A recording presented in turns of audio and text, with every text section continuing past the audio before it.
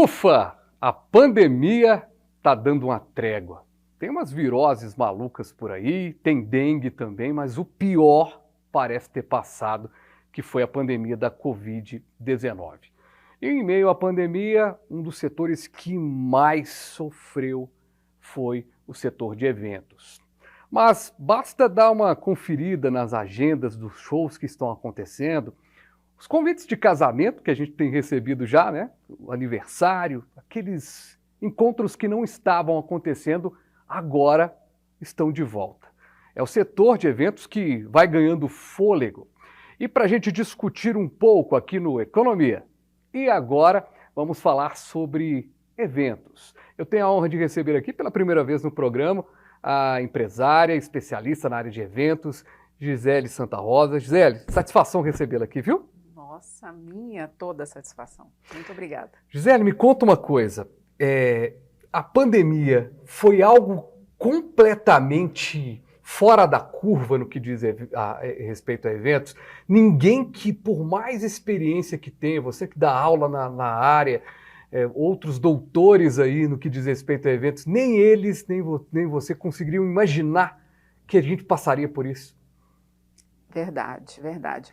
E o que mais assim me chamou a atenção em relação às pessoas na época, né, as redes sociais, quem acompanhou as redes sociais aí, o que mais me chamou a atenção foi o comentário de que não era um serviço necessário. Uhum. Né? Na verdade, era muito necessário, né? Além do que as pessoas imaginavam. Para mais da conta do que Para mais da né? conta. E a prova disso é que hoje a gente tem uma retomada com uma demanda reprimida e as pessoas estão indo muito mais às festas, quer esse encontro, quer esse contato, né? Uhum. O tanto que é importante ter o contato com as outras pessoas, eu sei que não dava mesmo para ser feito, mas o tanto que é importante esse contato e a gente mais do que nunca sentiu falta, porque quem trabalha com eventos é RP, né, o pessoal que está bem aí inserido nessa área de pessoas mesmo. Então, a gente não só financeiramente foi muito abatido em relação a isso. Por exemplo, eu tive vários colegas de área que migraram para outras profissões para sobreviver, né? Porque não conseguiam sobreviver. Isso foi algo que veio em cheio, né? Gisele, a gente tem conversado com todos os setores de serviços, todos estão sofrendo com a questão de mão de obra, né? Recentemente a gente recentemente recebia aqui, né, o presidente da Amipão, nosso amigo que está sempre ali disposto a falar com a gente sobre o setor, ele falou que em Minas Gerais são 70 mil vagas em padarias, por exemplo. Em bares sobra vaga. Agora, o que chama a atenção é que algumas vagas no setor de eventos são muito mais difíceis do que se pode imaginar de recompor. Então, por exemplo, você tinha uma pessoa que trabalhava como cerimonial ali, cuidava das coisas. Se essa pessoa migrou para uma outra área na pandemia, substitui com aquela mesma tarimba, com aquela mesma performance. Como é que está sendo lidar com isso nessa volta? Muitos voltaram, muitos recusaram. Como é que foi esse raio-x aí da volta dos eventos? Isso de migrar foi fato mesmo, muito forte. Não teve como, e assim, eu entendo também, né? E quem ficou está procurando se manter bem firme no mercado. Mas esse ponto que eu estava até conversando com você ali no cafezinho, né? Que eu ministro cursos nessa área, acabei de dar uma assessora de sucesso agora segunda e terça, né? No Espaço Világio. E o que acontece? As pessoas estão procurando qualificação para ficar nesse setor. Né? Eu não sei se você já ouviu falar, mas 5% do nosso PIB nacional, ele é todo do setor de evento, principalmente eventos de turismo de eventos. Então, a tendência é crescer mais, por ter uma demanda reprimida, a gente ter mais mão de obra em função das pessoas buscarem essa qualificação, porque precisa. Mesmo sendo um trabalho freelancer, né, a gente precisa dessa mão de obra qualificada, boa, responsável. Pois é, e Belo Horizonte, que é uma cidade que vive de eventos, né? Ou seja, é uma cidade que as coisas funcionam a partir de eventos, então as pessoas vêm conhecer as nossas belezas e tudo mais a partir dos eventos, são os congressos que acontecem, Conexão Empresarial, que é realizada aqui pelo Grupo Viver Brasil, é um evento presente que também aconteceu de forma virtual, foi buscando caminhos, né? Ou seja, o evento tão importante. E a gente percebeu, assim como aqui no Grupo Viver Brasil houve uma mobilização para que acontecesse o evento de forma virtual, o setor de eventos também sentiu o baque no primeiro momento, mas depois começou a se organizar. Até mesmo as lives no YouTube que ficaram famosas, por trás tinha ali um produtor de eventos, toda uma produção. Ou seja, se a gente parar para pensar, a pandemia está aí. Já nós estamos vivendo o terceiro ano de pandemia, apesar dela agora mais tranquila, mas a gente sofreu o baque mesmo, foram os primeiros meses. Depois a turma foi se reorganizando. Mas mesmo esses primeiros meses fez com que muita gente não voltasse para o setor?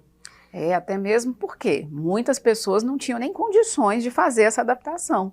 Não tinha esse conhecimento, né, em relação a essa tecnologia, em questão da gestão, né, desse processo todo, que foi uma novidade muito grande, né, em relação a isso de ter que cuidar do virtual, do bastidor desse virtual, né? De fato aconteceu, eu participei de vários eventos com esse cunho, e assim, a gente que faz casamento, principalmente, que é o evento social, a gente lida o tempo inteiro com muitas variáveis. Então, uma escola, vamos dizer assim, uma escola o tempo inteiro, um laboratório. Então, quando você tem que fazer algo diferente, a gente consegue se adaptar, porque a gente já se organizar, a gente tem já uma prática, uma experiência muito boa para fazer isso. Então, para mim, pelo menos, foi tranquilo. O virtual, ele teve aí essa remodelagem, mas ainda o presencial, a gente enxerga que ele é fundamental ainda. Agora, o detalhe, né, que dos eventos de Belo Horizonte, eu tive a oportunidade de conversar aqui também, a gente estava analisando o carnaval, fazendo um raio-x aqui do carnaval e tudo mais. Curioso de como a gente voltou para os eventos presenciais com ticket médio bem acima, né? E com público fechado, né?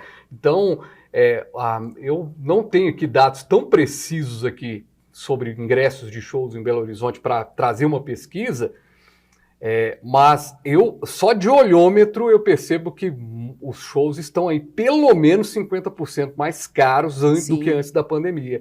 E tem público, ou seja, tem uma demanda represada. E a experiência hoje no evento está contando mais do que era no passado? Por exemplo, um evento, uma experiência de casamento hoje tem que ser um evento marcante mesmo. Ninguém está aceitando nada meia boca. Um show tem que ser espetacular. Isso aumentou o sarrafo, aumentou aí o desafio para os produtores de evento? Você fala em termos de exigência exatamente. No caso do casamento, né, especificamente o casamento, isso sempre teve. Sempre aconteceu. O casamento é o dia mágico, o sonho. Então, isso, assim, sempre fomos cobrados, né, do nosso cliente para ter essa entrega sempre muito boa, muito de qualidade. Mas, em relação aos grandes eventos, né, os grandes congressos, os shows, não é uma exigência mesmo por parte do consumidor, não. É uma questão de demanda reprimida mesmo. A pessoa quer pagar de fato para ir lá, porque ela precisa daquele momento para ela e porque ela gosta daquele artista de fato. Agora, detalhe, né, gente, que depois dessa pandemia aí, fala a verdade, chamam para fazer uma reunião virtual, se puder você vai presencial, né? Ninguém aguentava mais aquelas reuniões virtuais, demais. Né? Era uma reunião atrás da outra, ou seja, você se ir reunindo e tudo mais. Agora, os eventos virtuais, eles têm espaço também, apesar dessa volta dos eventos presenciais? Você consegue aí imaginar os eventos cada vez mais híbridos, ou seja, a turma conseguiu aumentar espaço hoje nos eventos, né? Um congresso hoje tem gente lá na plateia e tem gente acompanhando via internet, pagou ali um ingresso também para acompanhar. Foi uma maneira de maximizar isso? A força dos eventos híbridos, ela vai continuar, né? Mesmo porque a gente tem uma tecnologia extremamente hoje avançada. E cada vez mais a gente recebe novas ferramentas aí no que diz respeito às redes sociais e tudo mais, né? Então isso cada vez mais tende a crescer, isso vai permanecer. Porque existe aquele peso, né, na balança do que é de fato, do que contribui de fato aquele tipo de evento em relação ao presencial. O presencial ainda vai ter, assim como os cursos, ele ainda vai ter o seu lugar, né? Porque tem coisas que pelo virtual, né, dentro de uma sala de aula ou de um auditório, você não consegue fazer. Então, é uma questão de planejamento e de análise, de necessidade, de expectativa, que você consegue perceber a necessidade daquele evento. Quando eu recebo um cliente, a primeira coisa que eu quero é conversar com ele para entender a demanda dele. Né? Por exemplo, se ele chegar com essa dúvida, eu faço o híbrido ou faço o presencial? Eu preciso ouvir primeiro tudo que ele tem a me dizer para eu poder dar essa opinião, orientar. Porque, de certa forma, tem que ter uma transmissão boa, tem que ter uma qualidade, ou seja, mas você não nos pode... casamentos, na época da pandemia, teve a transmissão. Por exemplo, as igrejas, elas estavam voltando e estavam permitindo, por exemplo, 70% dos assentos de convidados e sempre com distanciamento.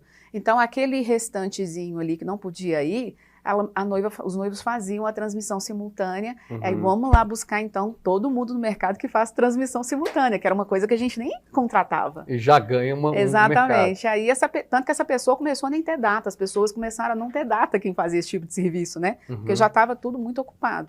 Então, a gente correu atrás. O Fábio, eu fiz parte do movimento de retomada, vários movimentos de retomada. Eu não sei se você se lembra, lá no início, inclusive, a gente iluminou vários pontos de Belo Horizonte de vermelho, né? Inclusive o Mineirão e tal, saiu no MGTV sobre isso, para poder chamar a atenção, inclusive, das autoridades, porque nós não tivemos nenhum apoio.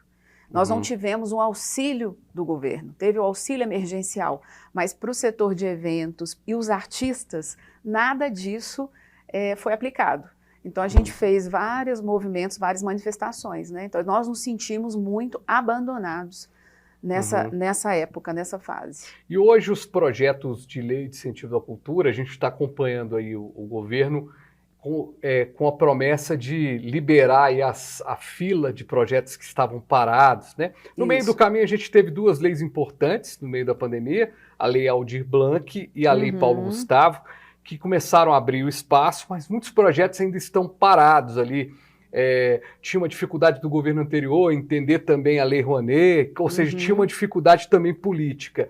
Esses eventos culturais voltando também aquece o mercado de certa forma, né? Porque não é só aquele grande artista que ganha dinheiro com a arte. O pequeno artista tem um público direcionado, a educação no que diz respeito à cultura, ou seja, tudo pode ser um evento, né? Tudo pode virar um evento importante. Exatamente.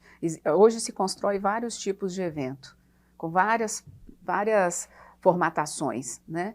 E hoje a necessidade ela é tão grande que você consegue enxergar exatamente isso que você está dizendo, né? Um pequenininho aqui, o da praça, o congresso, o show, né? Todos esses eventos sociais, por exemplo, aniversário. O aniversário, eu estou fazendo, assim, comemoração de aniversário, festa mesmo, como se fosse de 15 anos, de 40 anos, de 50 anos. E tem porque tanto até de gente que eu conheço... a comemoração de aniversário, ela tá bacana, as pessoas querem uma música, querem um buffet legal, até isso. Tem um tanto de gente que está fazendo festa de 40 anos. 40 anos. E não tem mais 40 anos. Eu estou sabendo disso, hein? Eu vou revelar nomes aqui. Mas uns amigos meus que no passado, alguns amigos que no meio da pandemia não deu para comemorar, eles vão fazer a festa de quarentões. Só que já não são mais quarentões. Mas estão errados em mudar, em entregar a idade, não? Mas aí até que está tudo bem. Porque, por exemplo, você me perguntar, Gisele, o que aconteceu com a turma dos 15 anos, né? Fez a pandemia, turma tá fazendo fomos remarcando, então eu fiz 15 anos de quem estava com 18. Porque a festa estava paga e a mãe foi empurrando, esperando melhorar para poder fazer a festa. Então, dançou 15 anos com o pai e tal, mas estava com 18 anos. Só virou festa de 18, que era para ser de 15. Foi ótimo você ter falado dessa coisa aí de esperar. A gente vai para o intervalo, mas na volta eu quero entender como é que foram os momentos, os capítulos iniciais da pandemia, onde tiveram os primeiros cancelamentos. Tem cancelamento que evento que não foi feito até hoje. Tem viagem que não foi feita até hoje. Tem determinados serviços que não foram cumpridos até hoje por causa da pandemia. Como é que foi isso para o setor de eventos? Muito bem, mas a gente vai saber disso na volta do intervalo. E eu quero agradecer demais a você que está aqui no canal Viver Brasil, que é o canal do Grupo Viver Brasil, que realiza todos os meses o Conexão Empresarial, e um grande evento será realizado no meio do ano em Araxá. Araxá, linda demais, vai receber este evento. E quem é da terra e já marcou presença, já confirmou, é o governador Romeu Zema. Conexão Empresarial, Romeu Zema e tantos outros convidados especiais. Marque aí na sua agenda, logo logo a gente vai trazer mais detalhes. A gente vai para o intervalo e volta já já.